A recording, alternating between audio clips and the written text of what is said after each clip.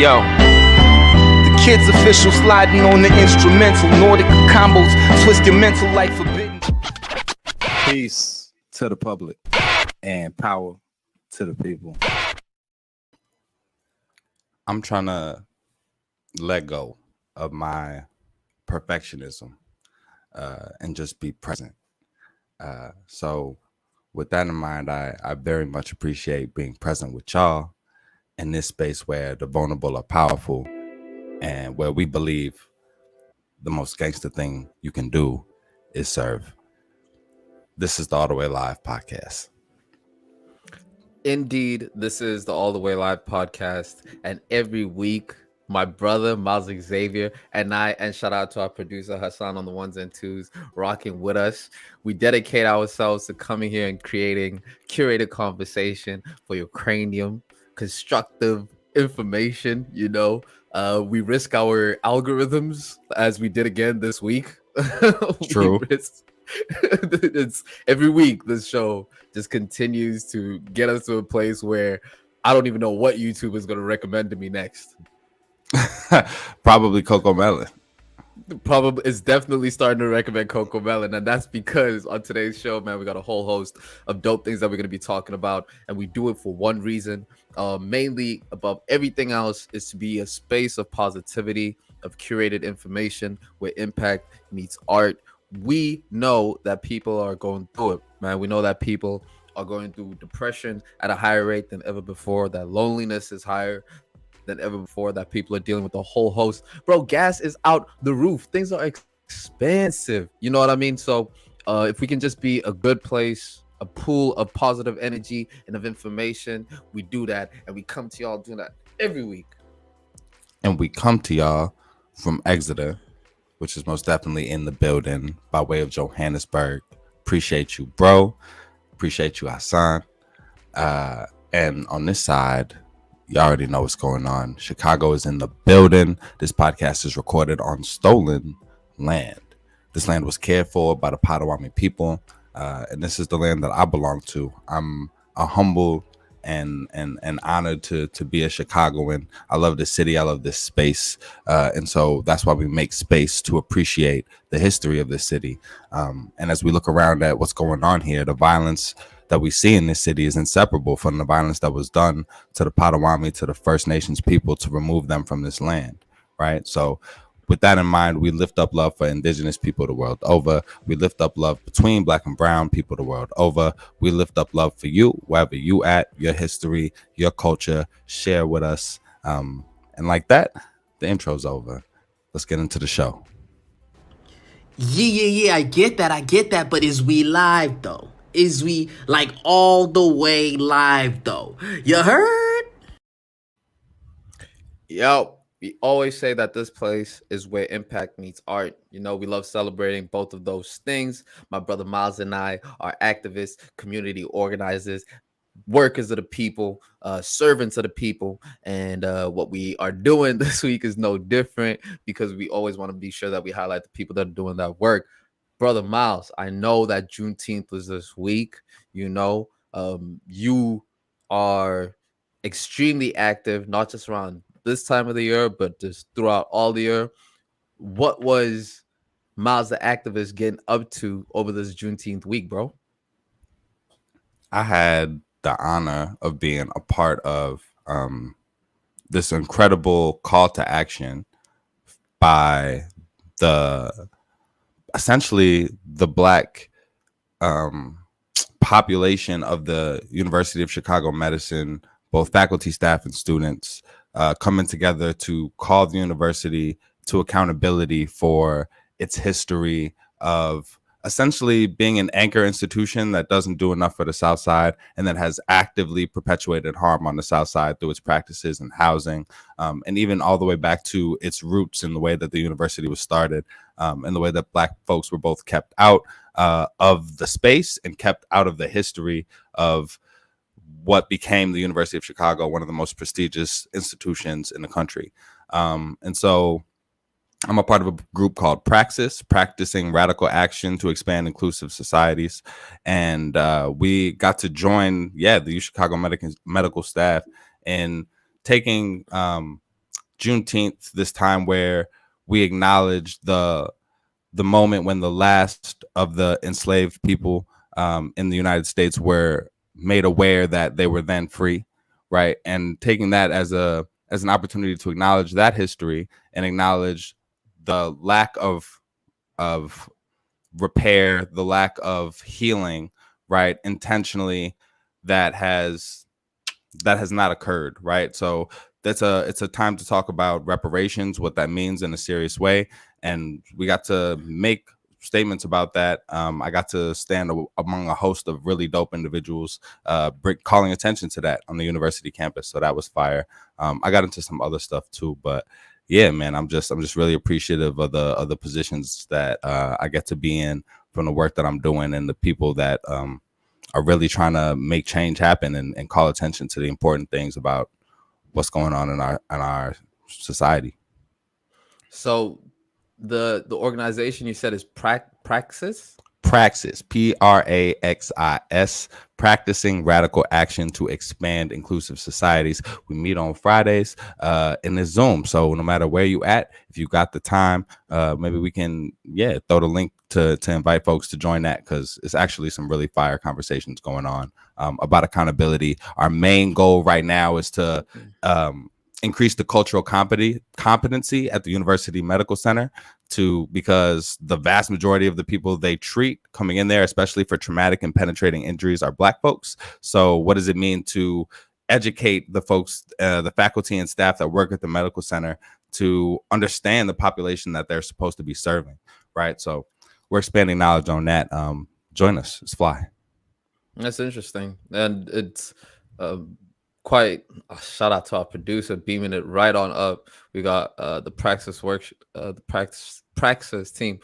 You know, there is something to be said about how different medical institutions are in Chicago, where they're placed, the fact that there aren't many, if any, trauma units at all in the South Side and in the areas where a lot of the shootings are happening. So for you guys to be active about seeking some form of reparations of that type of exclusivity, or where else the University of Chicago has done it, is pretty interesting. And it actually speaks to something that I was reading from Eckhart Tolle, who was speaking about how a entire society can go through a traumatic moment, and that gets held on and carried on and passed on down. So, you know, even something as even for however long this Chicago has had a trauma unit, Southside Chicago has not had trauma units. You know, there's been a lot of pain inflicted in the people on the South Side of Chicago, and that society carries that pain on. So for you guys to be active in that way, I think is quite cool. Yeah, and you can tell my brother's a little bit tapped into Chicago, the way he's speaking on history, man. 30 years is how long the South Side went without a trauma unit, right? The University of Chicago actually had one, closed it in 1988, right? Because it wasn't cost effective. And for that reason, people that were being injured in Chicago due to a failure of investment in communities, due to a failure of all of our institutions to keep people in these communities from harm, they had to be, anybody that was injured had to be taken to Oak Lawn, right? 20 minutes away, Northwestern, right? All the way up in Evanston, even outside the city of Chicago. So imagine you just got shot, or you just got in a car accident, and you have to be transported that far, right? It didn't change until a young man, Damian Turner, who's 17 years old, he was shot basically 3 blocks from where the University of Chicago Medical Center is. And because they didn't have a trauma unit at that time, this was in that 30-year period, right? He had to be transported all the way to Northwestern. And due to that, because he didn't receive the care he needed, he passed away. So Southside Together, Organizing for Power, it's called STOP. They came together to call for a trauma center to be instituted, right? That happened Damian Turner was killed in 2012. The trauma center was announced 3 years later in 2015, after the Southside Together really pulled together this movement around that. So I just bring all that up to say, like, community power, community organizing really can make change. And my brother brought up an incredible example of that just now with the organizing that had to take place to even get a medical center to the university. So we touched on that. We touched on other forms of kind of reparations and repair, like the Chicago Torture Justice Museum. Officer Commander John Burge tortured over 120 black folks on the south side of Chicago, and the Chicago Torture Justice Project basically uncovered that and was able to show that. So we're leaning on these examples and models of incredible activism to continue to make change. So again, man, join us on Praxis if you wanna get with these conversations, bro. And keep listening to All the Way Live too, man. We're giving you history, activism, what you want, what you need. What you want, what you need, what people want from us is to give them that carefully curated content, man. They come here for it. We have a whole host of things to be able to talk about. It turns out that Cocomelon might be hypnotizing kids. The world is in a disarray. You know, things are happening, bro. It's hard to make sense of everything. But luckily for me, and luckily for the people at the All the Way Live family, we get to come here and engage in conversation to unpack what the hell is going on. Big facts. Don't touch that dial. Here we go.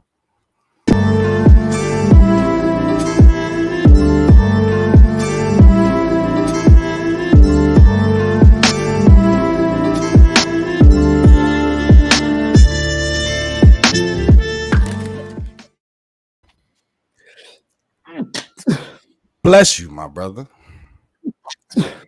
Bless you again. I will not sneeze all day until I get on this show and then immediately start sneezing on this show. Yeah, it's a problem. We're looking for a replacement. But, don't worry about that right now. Let's get into this segment. I actually want to get a little bit personal, if that's cool with this one. Like, we working in the spaces that we work in, right? Trying to work to serve community and support youth, especially. Right. I know through the Mandulo Foundation, it's been fun days. It's been lots of opportunities to be around the young people. And that's great. And that's cool if you got a juice box for them and a hamburger and a hot dog. But low key, it'd be hard to look after these little kids, man. Yo, it is. And you're running around, dude. That's a whole workout. They want your thumbs out, bums out, quack like a duck. You gotta, you better quack like a duck. That's what you're there for. You better get as low as you can. When a circle opens up and there's dancing happening, you better be in the middle of that circle with those kids, man. And that's a lot of the joy that comes from working with these kids, is that you get to really be so youthful and enjoy in that playful nature with them, because that's all they want, these kids. But that being said, they are a handful. Miles and I are uncles for a reason right now. Big facts. And being an uncle is a beautiful thing, man. I just got to spend actually my dad's birthday over at my older brother's house, chilling with my nieces. And my youngest niece is like just a whole ball of energy, right? Like you better be ready for marathons of hide and seek. You better be ready for marathons of, let me tell you about my slime and my arts and crafts creations, right? Like it's a lot to deal with. It's a lot to handle. Shout out to my brother for, he has 3 girls. So yeah, wow. Happy Father's Day, bro. Big facts. All right. Happy Father's Day to all the fathers out there. But as we close in on our topic for today, right? Like these kids are a lot to handle. Sometimes you might wanna put them in front of a screen, give them something to just sit and chill and do. So you ain't gotta watch them. Let them watch some. But you better be careful what you're letting them watch, man. It's looking like some stuff is a little bit druggish. If I could be completely honest, some of these shows is stimulating these kids in a way, it appears at least, that's a little bit druggish. So Zoe, what did you find as we dove into Cocomelon? So giving the people a full story of exactly what the topic is that recently a child development worker said, Jessica Sanson, had said that upon observing her child's engagement with Cocomelon, she was seeing what is reflective of addictive like characteristics from the kids, where the kids who engage in Cocomelon are being blasted with quick transitions, bright colors, and when you remove that from the kids, they begin to melt down which is reflective of a withdrawal of sorts. So essentially saying Cocomelon is cocaina to these kids. Oh my God. Wow, I love it. Yeah, close. That's it. Put a button on it. Can I tell you, I've been walking around all day trying to figure out the best Cocomelon cocaine flip.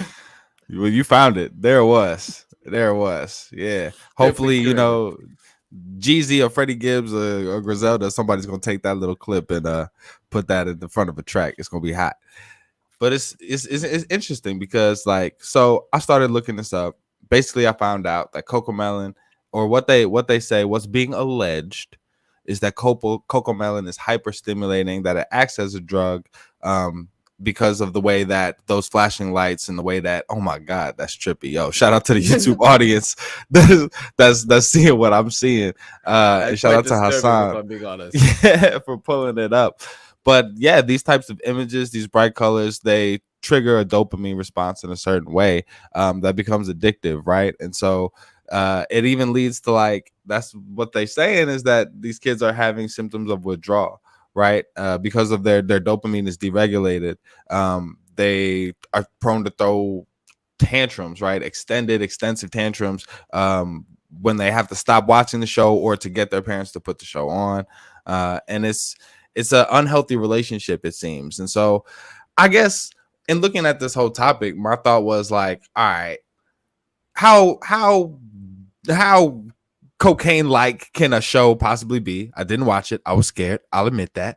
But is this a real thing? And what are the, like, let's just get into a conversation about, like, how wrong is it? Screen time, like, what are your intentions? I know we're not parents, but, like, what do you think about screen time, the way that we sit kids in front of stuff, trying to distract them, like the access that they have to screens, the way that they can use this technology from the time that they are very, very tiny people? Like, I think there's a lot here.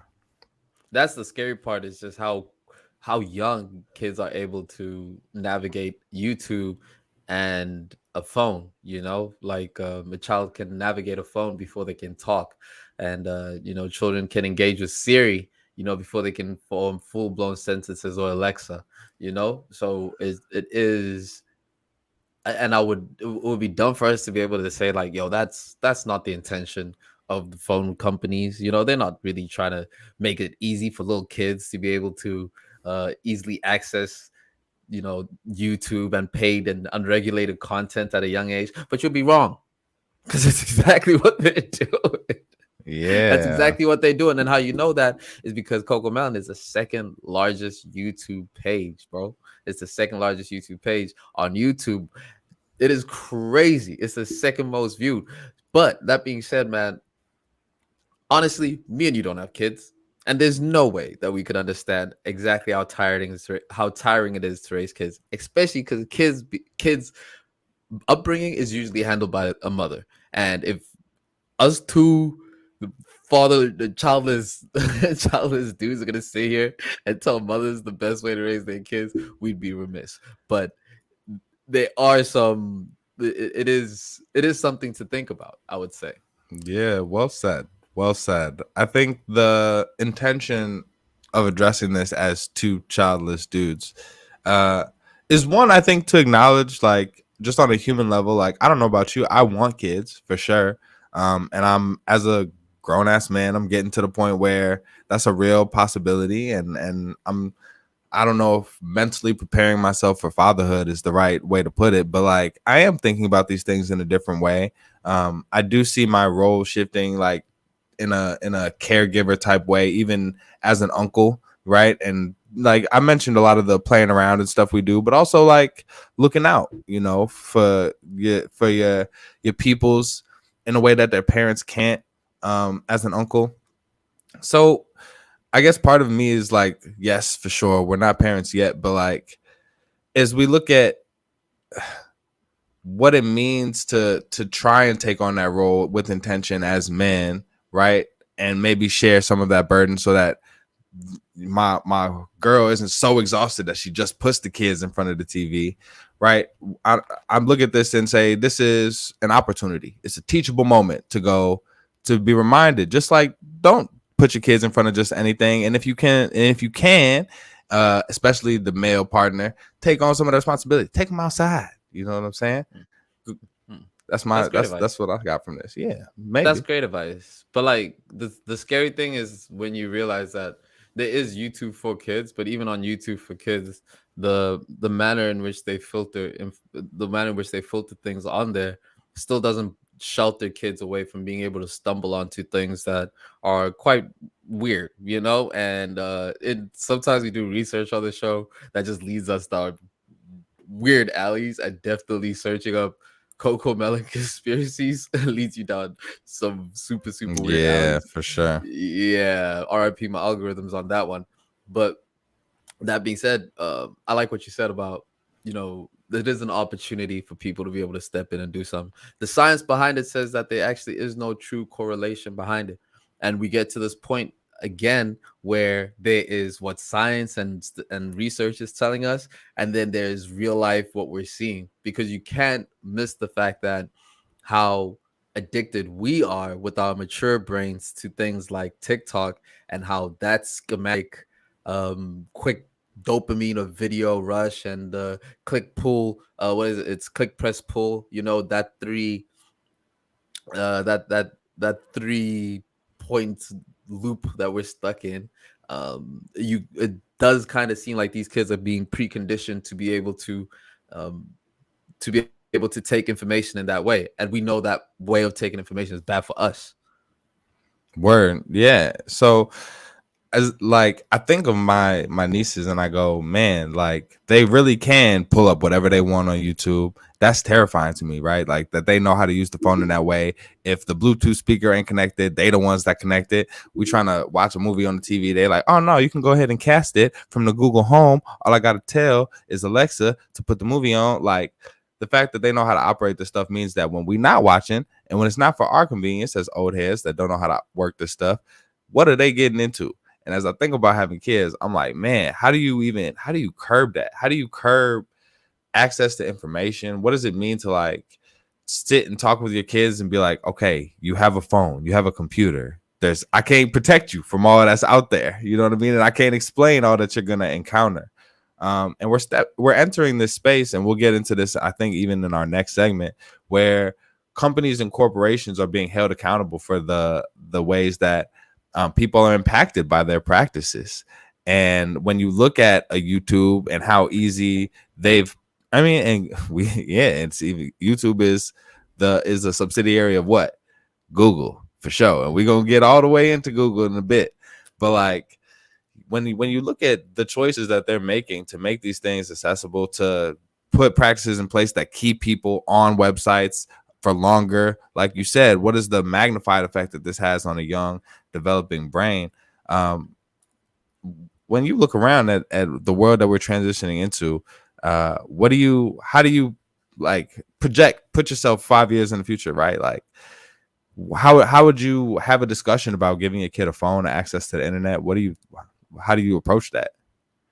Quite frankly, bro, I wouldn't even know. But what I do know, and this is just off of, and you know, this is a great topic because it's Father's Day, right? So, but what I do know about kids is that kids are more likely to repeat and replicate what a parent is doing. So kids are mirrors, you know. They just go up repeating what they're seeing around them. So if I'm thinking I want my child to live a life that is not just being attached to the phone, I would try to prepare myself by trying to live a life of me not being attached to a phone and like enjoying the outdoors and prioritizing blocking things away and monitored screen time, and live that life truly so that my child, it rubs off on them in that way. Because there's a lot of good and bad things that have rubbed off on us from our parents, especially our dads. Love you, Dad. Happy Father's Day, man. My guy. But still. Yeah, no. My bad. I didn't mean to interrupt you. Go on, bro. That's it. That's it. You said a lot right there. You said a lot right there. Kids mirror what they see, right? And it's only natural, man. You making a lot of things click for me. It's only natural, right? If in this culture of more people working from home, of this like attachment to like laptops and devices, if the kid sees mom or dad, right, typing away all the time on their laptop, they want to be in front of a screen too. That's just what they're gonna want to do, right? So I love what you said about leading by example, and that touches the corporate side of it too, right? If we're making choices that actually we want to be outside more, we want you to facilitate maybe not sedating our kids through all types of screen time, but give us ways to use technology to interact outside and to spend time that's in a more healthy way. If we start making those choices, and it's all about choices on our own, then maybe the technology we see and what these companies are offer will change, right? So that was deep. You ain't know it. You gave me a lot Hey, right there. man.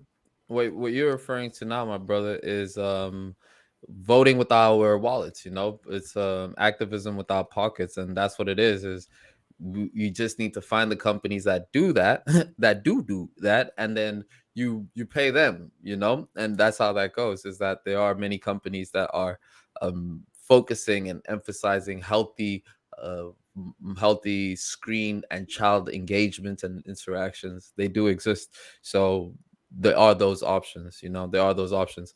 That being said, man, being a mother is a very difficult job. So a lot of the times, and what you see when you're doing these research, is at the bottom line everyone says, but we're not telling nobody's mom what to do. You are the expert on your baby, okay? We are not saying anything. And I think that's important to emphasize again on this. No doubt, no doubt. But I want to jump right back to what you were saying real quick about supporting the companies that like are creating those opportunities to do stuff in a different way rather than just sitting on screen time. And it's like technology comes in all types of shapes and forms and sizes. Back to my nieces, when we was chilling for my pop's birthday, we all went in the backyard, and I learned this something. They got this device now where you can fill up about 50 water balloons at one time, and it ties them all. And so you good to go. In like 2 minutes, you got like 50 water balloons, bro. And like You said that it ties them all. So it's like you put it on it's basically, it looks like an octopus kind of. It's like it goes right on the spout, and it's like a whole bunch of basically straws that lead to like 50 different water balloons. So you put a bucket of water so they don't all fall off and pop, and literally you put this joint on the spout, you turn the spout on, and it fills all the water balloons at one time. And when they get to the perfect full capacity, they drop off the straw tied into the bucket. Kids these days have it easy, and this is it. It was gonna, it was only a matter of time till this turned into an old head podcast, and here we are. These kids have it easy. They do, but that's, I mean, it came to me like when you were saying like, yo, let's support the companies. Like, really, like there's a lot of cool stuff to do outside. They've made a lot of this stuff easy, right? So it's summertime, at least on this side, right? Take this as an opportunity to go explore all the ways that you can, do something a little different. Get away from that screen, and get in a water balloon fight, yo. Yeah. Also, the screen time thing is not just limited to kids, man. When you really look at the numbers of how long each of us are spending on our phones, it like really exposes the fact that we're addicted to it. We're addicted to it. They were saying that adults average about 10.5 hours a day on screen time in the US. 10.5 hours. Teens average about 9 hours a day on screen time. That's almost half your day. That's your entire walking day is latched onto a screen, if you say that you get a few hours of sleep in that day. So, man, I don't, what's your relationship with screen time? Because I really try and limit mine and delete a lot of things on my phone that would keep me just on it too much. Like I'm trying to get my screen time out of 4 hours. I ain't even capping. It's been really bad with Zoom meetings like the last couple of years, right? Like, so there are days when I wake up and I have my get myself together time from like whatever it is, 6 to like 8. And then after that, I'm on the laptop. My calendar's open all day. My email's open all day. I'm in and out of Zoom meetings. The work that I'm doing involves Word. What's it called? Google Docs. So I'm typing on Google Docs all day. I'm typing on Excel sheets. You know what I mean? Like I'm in it until work is over. The positive thing is that with both summer and us hopefully closing at least this intense chapter on COVID, we've been able to do more stuff in person. So a lot of the stuff that I was running around doing this week in commemoration of Juneteenth was very much like face-to-face in person stuff, but it's not good. My relationship with screens is definitely not good. And I'll be completely honest, like a lot of it is work that I got to do. So I'm really, it's tough to create that distance. And you got to be intentional about it. So I appreciate you, throwing that out there. Yeah, man. You got to look at the ugly numbers, actually like look into your phone about like how many times you're picking it up. You can't, there's no way to be able to start making a change on it if you haven't like really understood what it is. You could find that maybe your screen time or our screen time is quite high. And then, just start doing small things backwards. I try and delete, I took YouTube off my phone. I take Instagram off my phone throughout the week. And if I have to post something, I'll post it and I'll delete it and I'll dip. And that's like how I'm trying to engage, especially with the phone and reducing that screen time. Because like one does feel like an addict sometimes on it. Yeah, it's easy because you're always checking it. Have you gotten a phantom phone vibrate? Your phone ain't even in your pocket, but you felt that mug chime. Like, bro, that is a scary feeling, bro. That's Cocomelon cocaine over there, bro. You talking about that puro cocaine. Real talk, man. Real talk. And it's difficult. So with all of that in mind, like I'm gonna try and take that on and be like, yo, let me distance myself from the phone. You have this practice that has always stuck with me that you say when you first wake up, you get your meditation on, you get yourself together before you even touch or look at the phone and let that character or color your day. And maybe that's a practice that I'll take on, really, because just reserving some of that time for intentional not screen time is a first step I'm gonna try to take. Yeah. And I think it's important to even say, man, even with that practice, right? I'm not infallible. I miss days sometimes. Sometimes, sometimes it's one is not always consistent with it, because I feel like things like that, people will like try and then fail once and then just be like, shit, I tried and it's not for me. But in fact, like it's really more so about trying again the next day and then trying again the next day. And it only takes 2 weeks to form a habit, so after you've gone over the 2-week habit forming, now it's part of your day. It's just that first 2-week jump, and then it becomes lifestyle. Yeah. Well, I'm trying to elevate my lifestyle, man. And I appreciate you for spitting a little game on the podcast for all of us that get to soak it up. Appreciate y'all out there for listening. And appreciate y'all for sticking with us as we transition to current news.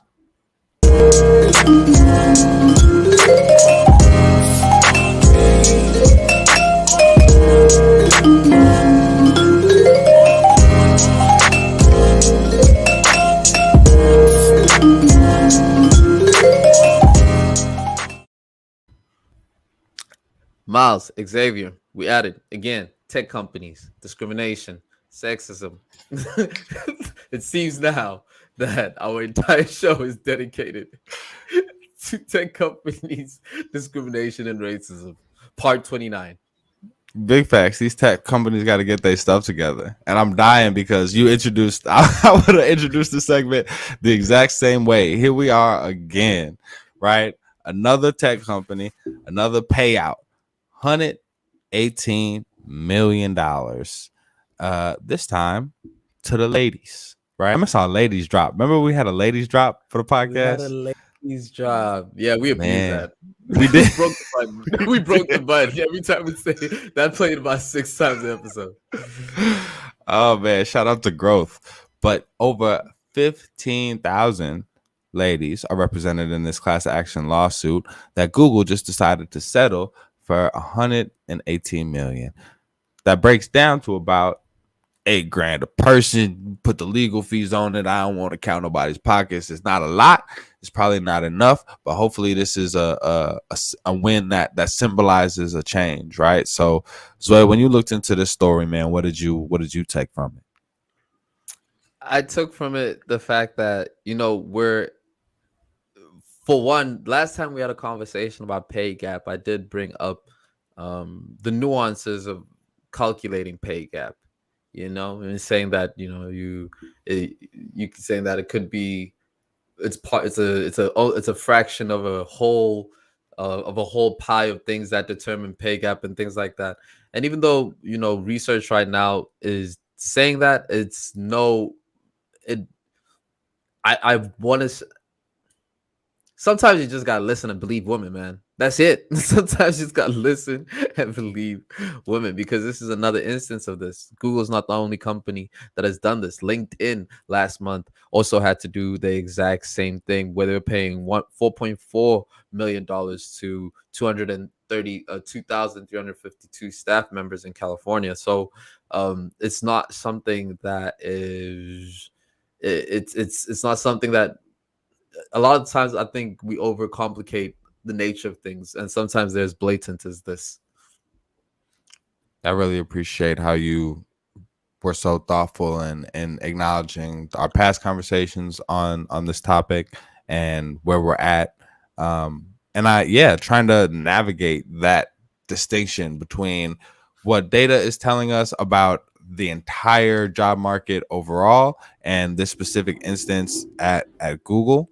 And it's really interesting to look at this. And to me, when I looked at the lawsuit, right, they're essentially alleging two things.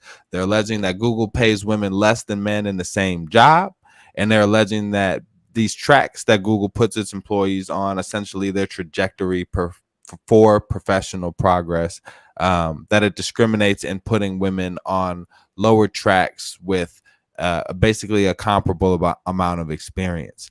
And those things, I believe, are measurable, right? And I think the most comfortable position I can sit in this conversation is if they and they will, part of the settlement is that third parties now are going to come in and examine, right, kind of the extent to which their practices are discriminatory. And if they find that either of those things are true, that Google pays women less in the same job, or that Google puts women like systematically on a lower trajectory for career growth, then they better pay up. They better run it back. I hope that this 118 isn't the end of this, because it's really that cut and dry for me, right? Like, if there's a way to measure this type of discrimination, go ahead and measure it and make them pay up if they're doing it. That puts all companies on notice. You can use whatever. I hope they make public whatever metrics they use, this third party uses to evaluate Google, and that other companies take the initiative to say, let's check ourselves using whatever metrics are available to understand the equity of pay distribution. And if we off, let's get correct before somebody makes us get correct. I mean, that's what I see in this. A lot of these third party intermediaries that we speak about are relying a lot on automated vetting when it comes to job applications and things like that.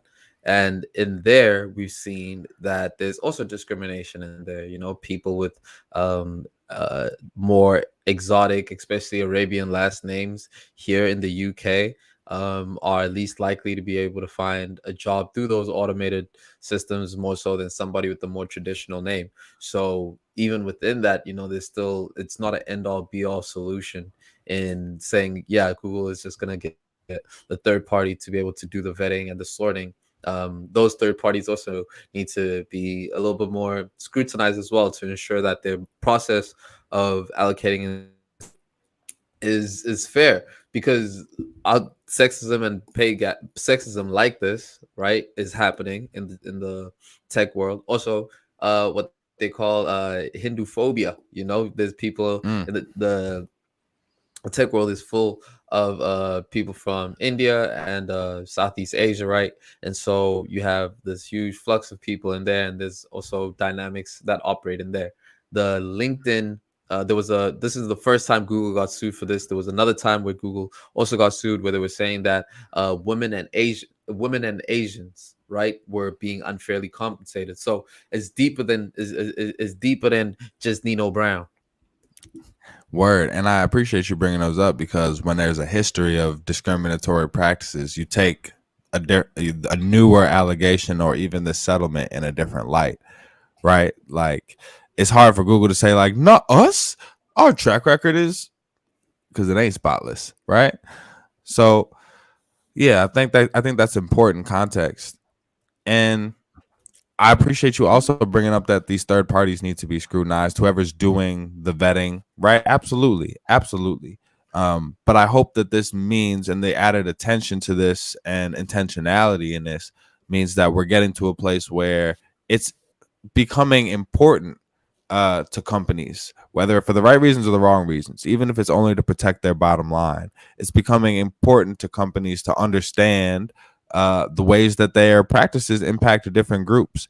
And if I'm all for bringing that to the forefront, because you're absolutely right. Even if this one third party, even in this specific case, doesn't do an amazing job or doesn't set the gold standard for how we can move forward, I hope that this is a stepping stone for us to continue to work toward that place, to where it's not even a conversation, right? Where it's like, hey, we have things in place that are thinking about what it means to be a woman, what it means to be a person of color, what it means to be LGBTQ, right, in these spaces. And there are structures in place not to disadvantage these people, but to make sure that everybody is treated fairly. That's why I encourage open conversation when it comes to salary and payment. You know, it is taboo, and it is sensitive. I've been burned with trying to be very open and honest about mine in the past before, so I understand how sensitive it can be. But the collective bargaining power we have when we understand the differences is large, right? Is quite large. And so in this particular instance, Kelly Ellis, who was a preschool teacher in Google kindergarten, was making $18,000 a year, and a male counterpart was making $21,000 a year. An open conversation about that, from the early onset, would be to be like, "Hey, yo, what's everybody making?" Just so that if whoever's up here, we can all get up there together. But this, it's been brought into our culture to be very secretive about it, and I think that's just propaganda, if you ask me. But money's a Word. sensitive thing to talk about. Money's a very, very It sensitive thing to is. talk about. It is. But I think additional or in like increased transparency would do us all a lot of good. And yeah, we would have to confront our egos in a lot of ways if we made that choice, right? But I think exactly what you're talking about, from salaries and understanding who's getting paid what and why, and is it fair, but even to, like, as we try and navigate this world, as we try and navigate, like, I'm thinking especially of young people trying to figure out, get a foothold in society, figure out who they are, figure out what it means to walk in a professional path and create a career, or just to support a family. We don't talk enough about what it takes. We don't talk enough about the challenges. We don't talk enough about, like, we're not open enough. Everybody's walking around acting like everything's all good and dealing with, whatever issues and challenges they're facing on the inside. And I feel that it's sensitive. I feel what you're saying about putting yourself out there and getting burned. But I think that transparency would do us good if we can find a way to start having these conversations about the things that make us uncomfortable. I think we'll find that in a lot of ways we're not alone, and that will benefit us greatly. On the collective bargaining side, on the organizing side, and on the healing human side, bro. And I'm sure there's a whole lot of apps and services that allow people to have inputs on what their salary is. Glassdoor kind of allows for that to a certain extent. I would like to see it be a bit more transparent. Glassdoor, I feel like there's a lot of room for tampering on that platform, but there are Reddit pages or whatever. And like we always say, man, if the community to be able to do something like that is not there, then you make that community, make it an anonymous thing. But I'm gonna tell you now. I'm gonna tell you now. It's not a popular conversation. It's not something.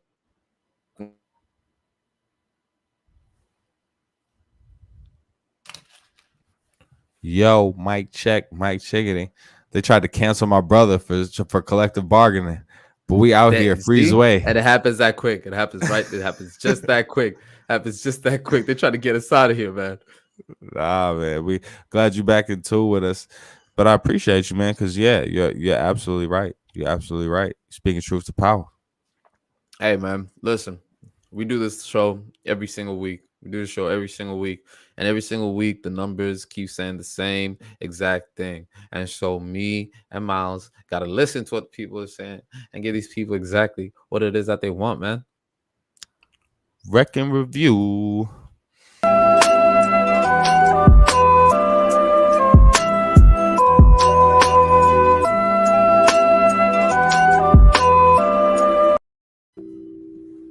All right.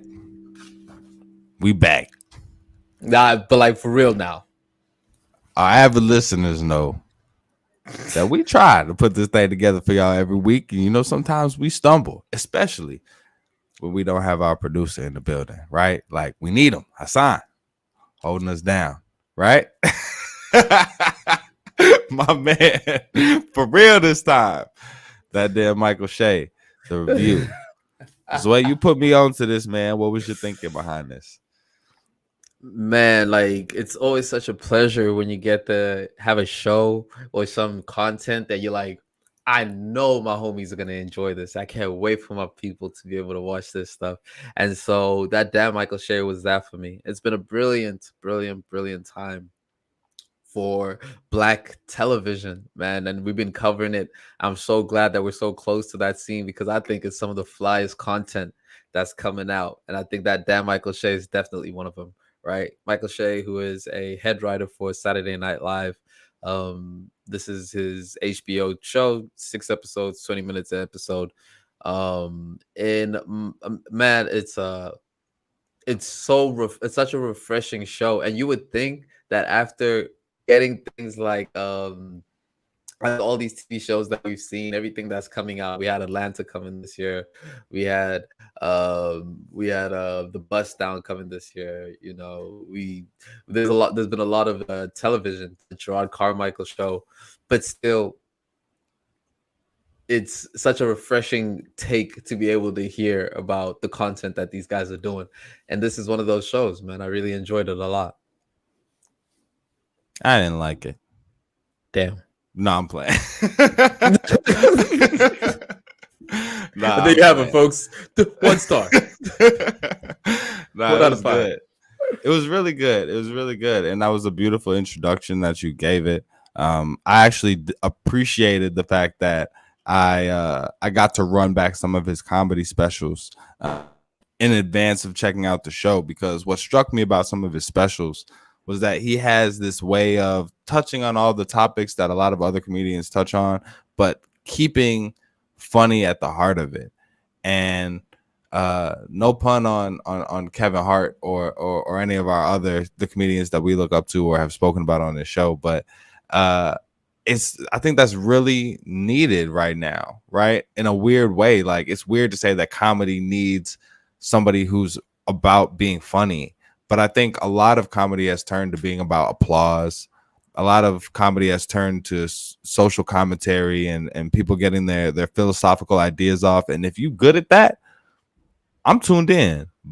But I also think that the type of comedy that focuses on being funny, bringing people joy, I think is an important measure of balance that's brought to that. And he does that with his stand-up. And I think he really does that with his show.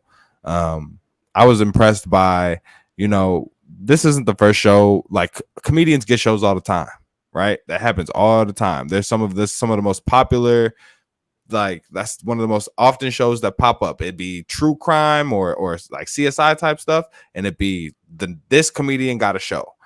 And so I didn't know what to expect when I went into this, but the way that he uses bits, and the way that he uses different ideas and chops them up to be running jokes, or he doesn't over none of his jokes, none of his themes outstay their welcome. And I think that's a really dope thing to be able to do as a comedian. So I did mess with it. It's interesting to see his influences because obviously he is head writer of Saturday Night Live, so he's constantly creating different scenes, you know, and setting them in these fragmented segments that do connect with each other. So you can see that come out, you know, and also incorporating a bit of his stand up as well, which is said to be the writer's room. So that is them in their writer's room with just a very dope setup. And then he speaks through certain ideas, and you kind of get to see how those ideas are spoken about and then how they later transpire, which is really dope, which is some Chappelle show. You know, it feels very Chappelle show reminiscent, which is a great compliment to be able to get because that's such a standout show. What I love most, bro, is that you're seeing a lot of black comedians work with each other. You know, you're seeing Sam J on there, you're seeing Godfrey on there, even Method Man being on there. You know, I like the fact that we can have this universe of creators that are working together and they're working with each other. And I think that's why it's such a dope scene. You know, you're seeing Sam J bring in Zach Fox, I believe, in on all those gents going into the bust down, and then see her appear here, and then you know I think that's really cool. The scene with the scene where they draw the dude with the Goku hair dead and an air painted mural, that was hilarious, absolutely hilarious. There are a lot of moments like that in the show where you can tell that Michael Shea and his writer's room kind of have free reign, or at least there's nobody like telling them no to certain things that they want to do. And I appreciate that. That comes through, right? There's a lot of shows on TV, even some really like, yeah, prominent black ones that you can feel the network's hand on it and the limitations that the show has. And this show shows that it doesn't have a lot of those same limitations without being super raunchy, without trying to, you know, go for shock value, but just really showing like a perspective that makes a lot of even difficult topics digestible. The first episode starts off and is all about policing, right? It basically starts off with a what's it called? Not a pseudo, but a parody of a police, like a commercial for police, right? And the way that he approaches that topic is super dope. And then there's a lot of shows that wouldn't be able to do that or wouldn't get the green light to do that. So I'm glad he has the freedom creatively to express himself and make stuff that's really, really relatable to me. Yeah, check it out. I recommend it. Do we rate TV shows? Recommended. We definitely have to rank TV shows, man. And I think, you know, running at 20 minutes, definitely one would like longer episodes of this, you know, especially episodes like Dudley Gets Shot, you know, and talked about how some folks are more afraid of they're more willing to risk their life by not calling the ambulance, and black hospitals and saying, look, man, I'd rather take a lift because that ambulance fee is way too high. You know, that's perfect social commentary on just exactly the madness of what all these things we've been talking about in the US is, you know. So it's super funny, man. Like you say, keeping funny at the heart of it. Keeping funny at the heart of it is so funny. I wish these episodes were longer, but that's just because I enjoy it a whole lot. Definitely stand out, man. I think I'm very excited to see what the next offering from this show looks like. Yeah, it's 2 seasons on Netflix now, so run through them, sprint through them. It's 2 seasons? It's son. You only welcome. saw one. You welcome, cuz. Enjoy Look that. at that. Enjoy that. Look at that. Yeah, I mess with it. I mean, just to put it in context, let me throw some tough questions at you. This or the bust down? This. Really? Yeah. Interesting. Yeah. It's more relatable. This or the most recent season of Atlanta? This. Woo! You? Right. What do you say? I say we going back to that Kendrick conversation. I enjoy this more. It's an easier watch. I will probably throw this on more readily than I will throw on the Bust Down or Atlanta. But I would say I might could put it over to Bust Down, maybe a little bit. It's really clever. It has made me laugh out loud a lot. But when it comes to Atlanta, I think Atlanta is it's in a different lane artistically. And I mess with it for that. But I, that's a serious cosign, man, and I ain't knocking it. I stand with you. This a fire show. I recommend it to all y'all out there that need something to watch while y'all eat something delicious and hug somebody you love. Hey man, listen, if I had to give it a score, I give it a 5 out of 5, man. This to me is a bullseye shot, man. Creatively, it's great. I love how it's shot. You have some Saturday Night Live execs that are also co-producing the show, man. That's why it's of tip-top quality. I really dig it, man. I really, really do. 5 out of 5 for the boy. Yeah, that makes sense actually. That Saturday Night Live is involved because it's clean. It is clean. The lighting, the cuts, the editing, clean, very clean. So yeah, I appreciate you bringing that to the people, bringing this to the people. What else you got for the people, man? I know we had some music had dropped it this week. We want to give them anything that you're listening to, anything that you're rocking with, and maybe even a preview of what we might be checking out next week and beyond. You know, we in our writers' room, man, we've been bumping that West Side Boogie. That's been holding us down and preparing the show. That's what I'm listening to, man. I'm stuck on West Side Boogie. Uncle Jam's all about R&B. You know, this keeping it. That's Sabrina Claudio. I'm telling you. Got you. Yeah, I've been swimming through some Shaylia. Man, there's a lot there. There's a lot there. And what's that track that I sent you, man? Is it No So Amon, the one that you already was up on? Numb So Foreigner. Yes, man. Yes. That's that's chef's kiss. Y'all go ahead and enjoy that, man. We appreciate y'all. We appreciate y'all joining us for this show. Yes, sir. We do it because we know. We know. Shout out to our producer holding us down. Yes, sir. We know that y'all could be doing anything. Y'all are doing a lot. So whether you're moving around, driving around, walking around, studying, chilling, working, or just tuning in and checking us out, we appreciate you for rocking with us. Thank you for joining us in this celebration of celebrating, the celebration of life, the celebration of how good it feels to be Black on Juneteenth. Don't it feel good? Hey, it's my favorite thing, man. Yes, sir. So we are, commemorating Juneteenth. We are wishing all the dads out there a happy Father's Day. Shout out to my dad. Shout out to Gramps. I'm sending positive vibes to all the caregivers out there in the world. And like that, you already know. It's peace. It's water. We gone. Yeah, I get that, but is we live?